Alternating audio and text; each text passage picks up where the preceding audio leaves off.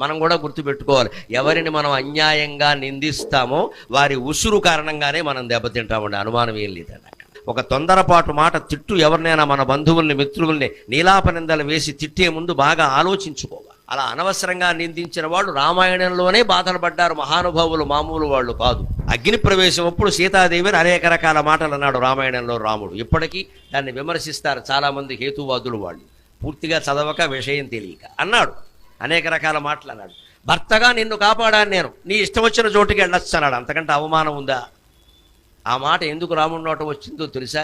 సీతాదేవి ఇంచుమించు అంత మాటనే లక్ష్మణుడిని అందమ్మ. గమనించండి, రామాయణం చదవకుండా మాట్లాడకండి.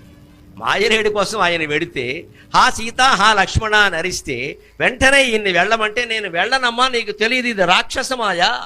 వాడు అనేక రకాల మాయలు చేసేవాడు, మిమిక్రీ చేయలేడా? మిమిక్రీ చేసేవాడు బోళ్ళు మంది ఉన్నారు ఇక్కడ. అలాగే వాడు రాక్షసుడు లేడి వేషంలో